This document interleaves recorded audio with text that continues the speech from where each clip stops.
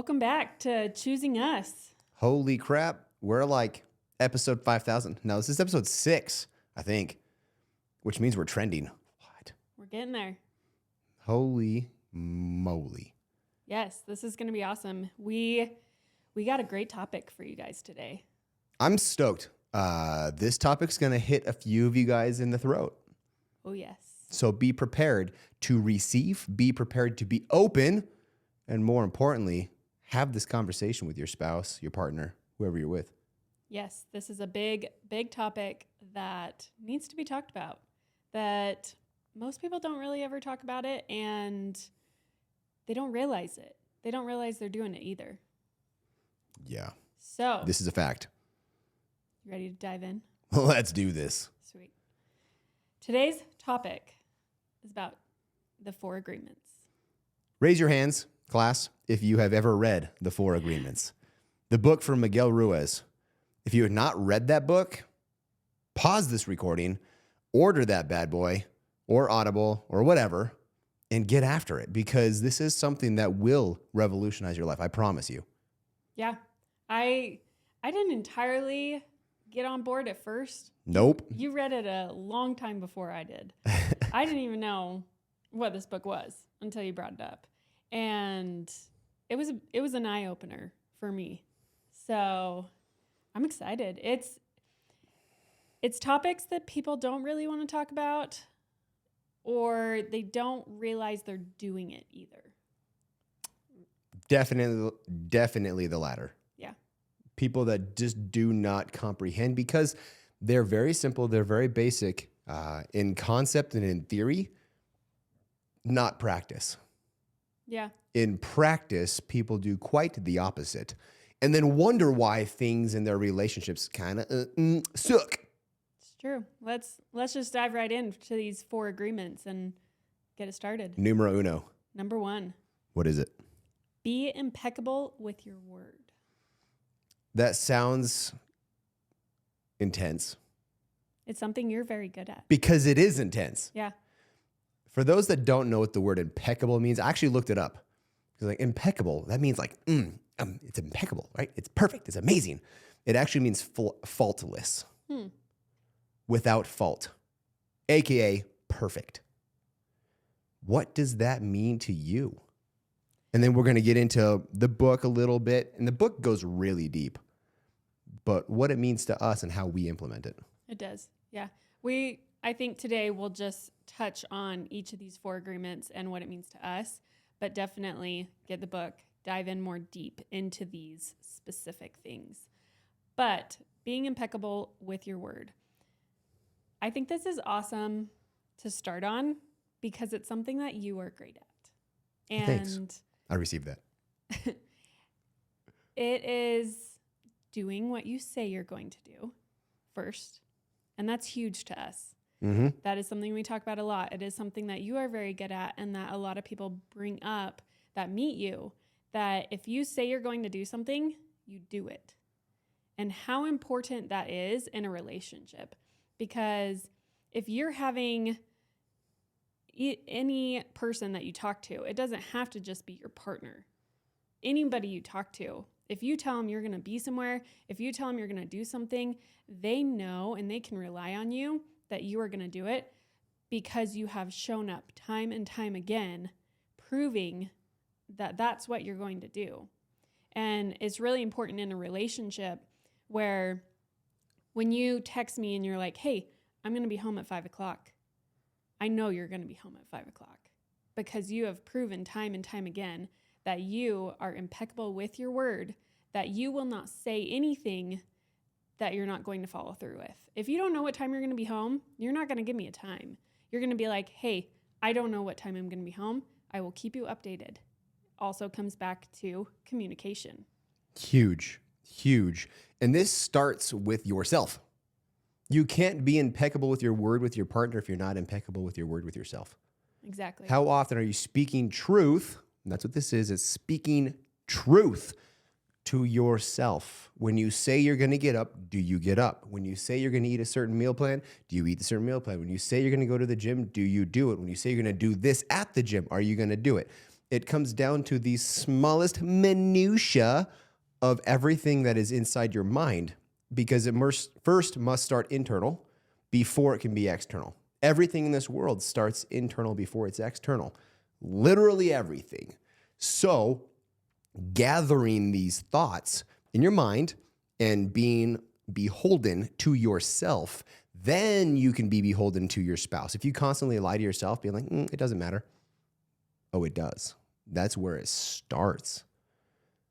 And speaking truth in all aspects, even when it hurts. Yeah. It's most importantly when it hurts. It's easy to tell truth when it's happy, when you're excited. But it's not easy when it's a difficult conversation, whatever that might be. How dumb it might be, it doesn't matter. But speaking truth, I'm going to do the dishes. You do them. Not 80%. You do them all. Yeah. And I think it also goes to not just how you speak to yourself and how you speak to your partner, but the specific words that you are saying. People do not realize how much power the words you say have. When you are saying negative things, like we've said in previous episodes, to your friends about your partner, when you say positive things about your partner, but also when you're talking to their face. If you're having a disagreement, the words you say have so much power that you need to be aware and really just think before you speak and be like, okay, is this a positive or a negative? And how is that going to affect me? But also, how is that going to affect my partner? Because the how you say something, but also the words that you're saying to your partner, they'll hold on to that. Definitely. There's an old statement that says words are like bullets. Once they've been fired, they can't be taken back. That is so true. Doesn't matter what you say. If you mess up and you say something out of emotional response because you're reacting as opposed to pausing, thinking, and then responding, I don't care how many times you apologize, it still hurts. Yeah. The pain is still there if something hurtful was said. And that happens out of reaction. Yep. Not taking the time to digest, take a moment. And we've had it where it's like, hey, I need a moment to respond right now. Give me a second. And that's okay. And sometimes it's about eating out to dinner. Right. What do you want to eat? I don't know. What do you want to eat? I don't know. I think we've all been in that conversation. Hey, I'm thinking we can go X, Y, or Z. Well, sometimes you're not quite feeling any of those. And so you say, give me a second. It could be something as trivial as that. Practice in the trivial things. Because in those trivial practices, you get the reps. Yeah. So, number 1, be impeccable with your word. Do what you say you're going to do. Brad, what's number 2? Don't take things personally. Nobody cares about your feelings. Man. Don't take it personally. No, obviously I care about Michaela's feelings in the utmost fashion. But you can't take things personally when she talks about things, when she puts things on. I may say things, and earlier on in our marriage, I had to be very wise about what came out of my mouth because I would say things for me, but it also relayed to her. And so she would pull it on personally. Be like, oh man, I feel fat today. I need to get on my diet. I need to get to the gym. I'm just giving an example. And previously when we first got married, it would get this look of are you calling me fat? Are you telling me I'm sitting here eating chocolate and you're saying this? Well, I'm saying it to me, but it was received personally, even though it was never given personally. Yeah, I would do that. This was a hard one for me when we were first married, that I would take anything personally and any constructive criticism. I would take that where you were just trying to help me grow and progress and be the best that I could be. And I would take it so personally and be hurt by it and not see it for face value of you just trying to help, you wanting to see me grow and progress, and me getting offended. Getting offended only impedes the flow. It's just a blockage. If I give you constructive criticism, and it should be constructive, otherwise you're just tearing them down. And if you're tearing them down, what is your purpose? What is your aim? Are you really a team? So we were going to take the assumption that anything you say is constructive to build the other person up. Michaela tells me something, whatever it may be, like, yo, you didn't do this the right way. She's not telling me that I'm dumb or I suck at it. Maybe she is. But she's doing it for a reason. It's so I get better. It's so I improve. Hey, when you vacuum, you didn't put the lines in the carpet. Put the freaking lines in the carpet. Okay. It's the little things that we try to help each other get better. But the only way you get better is to point out flaws. And you have to be willing to receive and to be able to look at yourself and be like, is this true? Is this something that I could work on? Is this something that I could be better at?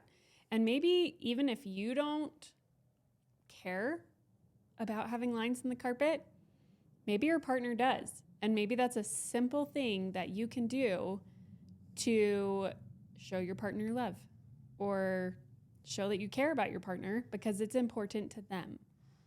It's a rule in their mind. And here's the thing. The stupidest rules are often the easiest to follow. Why not follow them? Why not gain that rapport by doing the quote unquote stupid things? You're like, oh man, it's just one of her quirks. Well, do the quirk. It's easy. It's simple. And getting that rep in only makes it so much easier to do the big things. Yeah. Number 3. What is it? Let's skip number 3 and let's go to number 4 because number 3 is the big one. So we'll come back to it. Foreshadow. So, number 4, always do your best. This is a big one. But I did my best. What if your best isn't good enough? Do better. Yeah. Become better.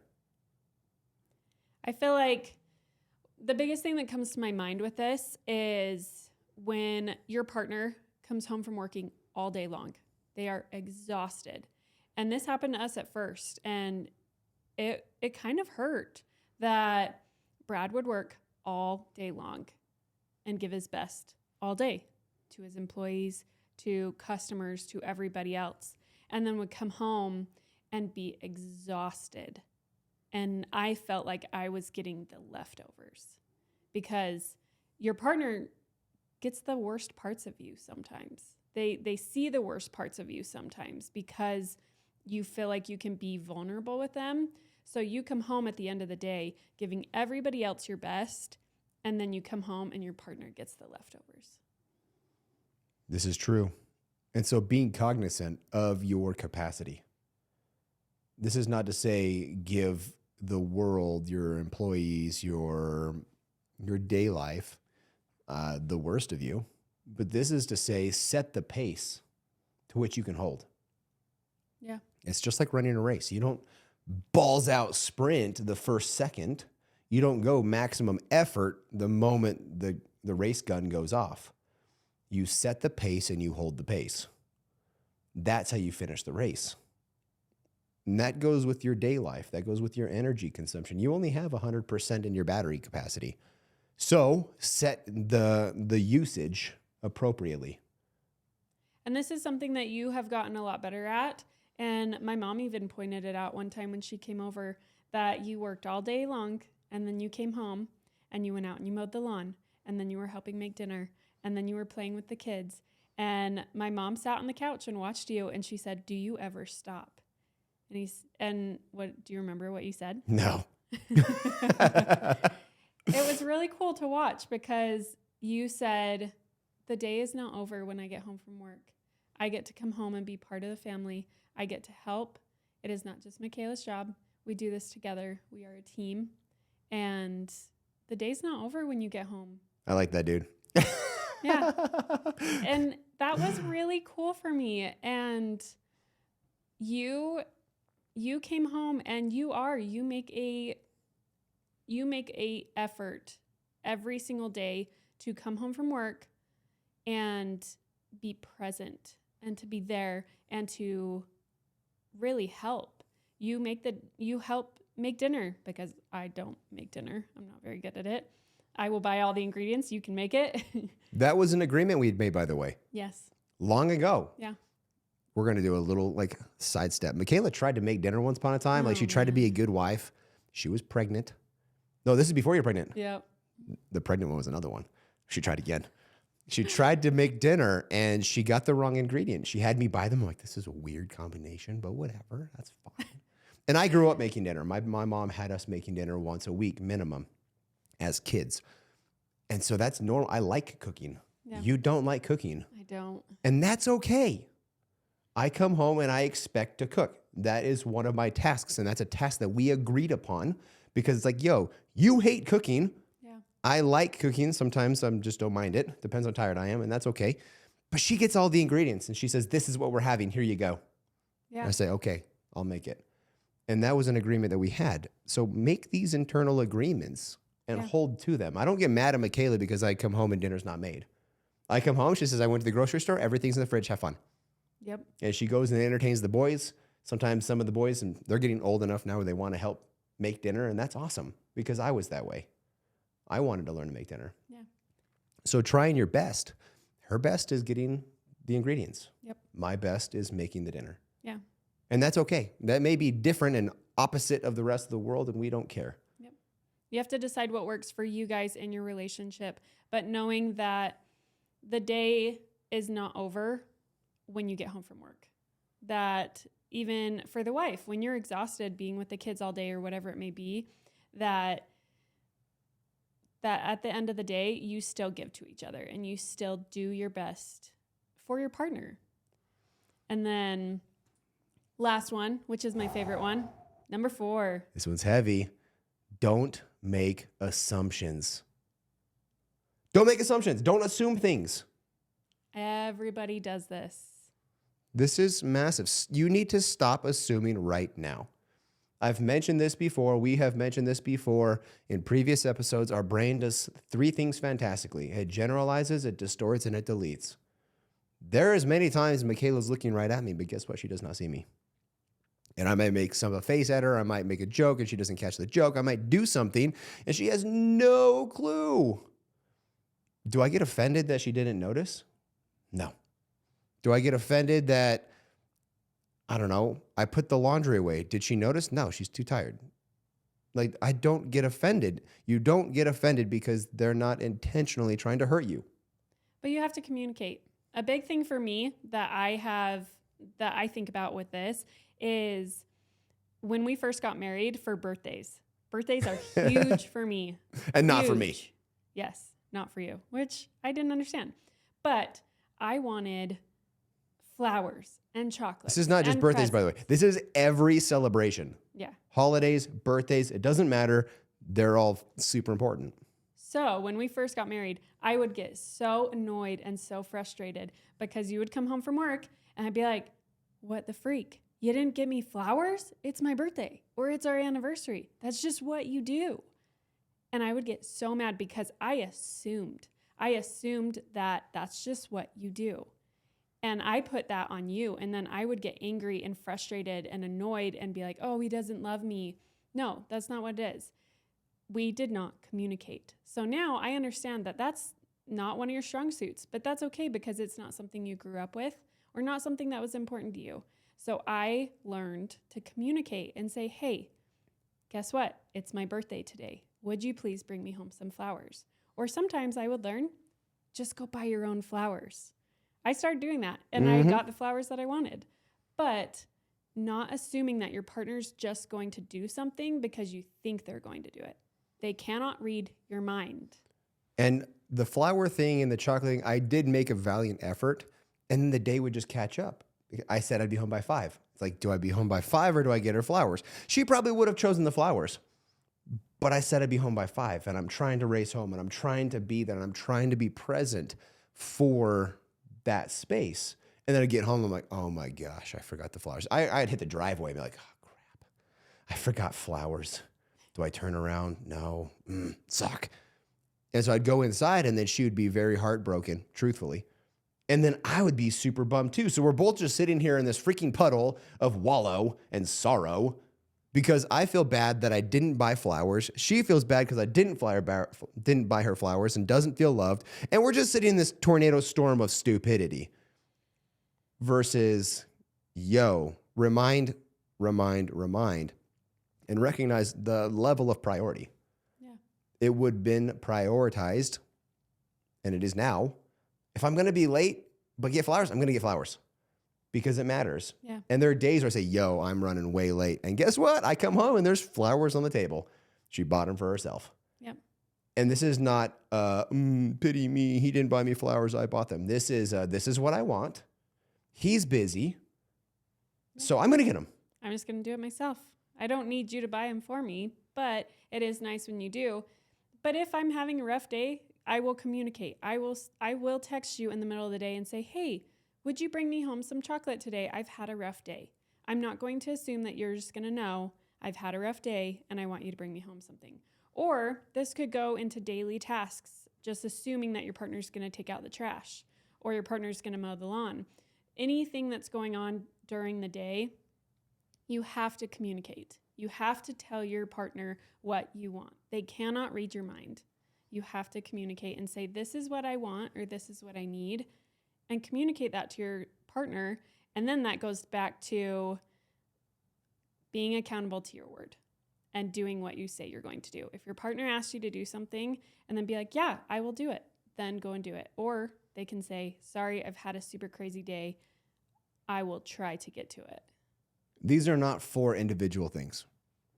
They all go together. Yeah. They all are intertwined, and they all are of the utmost importance. There's not one that's more important than another. And how beautiful it makes your relationship.